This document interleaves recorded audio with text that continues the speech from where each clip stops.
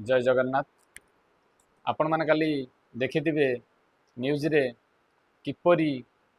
भारतर प्रधानमंत्री को विरोधी दलर नेता असभ्य भाषा प्रयोग करछन्ती एवं तांकर दिव्यंगत माता प्रति मध्य से भली भाषा प्रयोग करछन्ती। तो मोर कहिबार कथा गोटे विरोधी दलर नेता हिसाब रे केते दूर ठीक देशर प्रधानमंत्री को गालीगुलज करवा अश्लील भाषा प्रयोग करवा विरोधी दल नेता पाई केते दूर ठीक आउ से जानिबा दरकार यही आचरण पाई से आज विरोधी दल बसुँच आगामी को बसवे जो स्वप्न देखुं दिवा स्वप्न से भी पूरण हो पारनि पूरण हवा थिले भी यही आचरण पाई से भी दिन दिन दूरे आ विरोधी दल में बसी किपरि अनुशासन रहा पड़े से कथा जदि शिखबार अच्छी तो स्वर्गत अटल बिहारी वाजपेयी एबेकार एल.के. आडवाणी पूर्वतन राष्ट्रीय अध्यक्ष भारतीय जनता पार्टी आ भारतीय जनता पार्टी सदस्य मान शिखा निहाती आवश्यक। मु कहीं कहूँ भारतीय जनता पार्टी दीर्घ 30 वर्ष धरी विरोध में बसी किंतु आपण माने देखिथिबे केबे भी भारतीय जनता पार्टी सदस्य माने देशर प्रधानमंत्री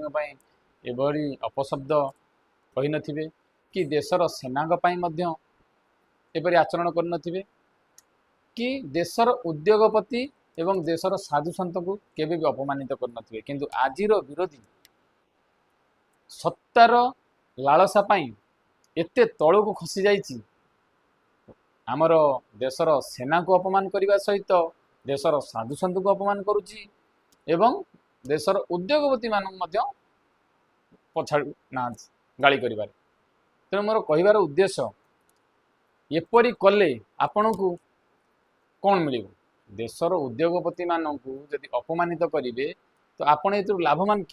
भावुंट हे लाभवान तो हेनी बर आपंकर क्षति हम। एवं मुझे शुणी किछि दिन तले राहुल गांधी कहते देश में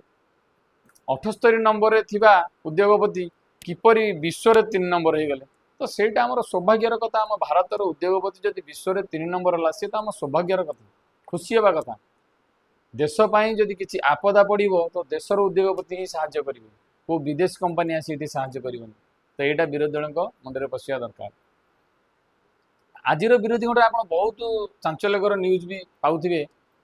देशर विदेश मंत्री कौन कहते से ग्रहण करना किंतु अमेरिका विदेश मंत्री कौन कहते से अति सहज ग्रहण कर।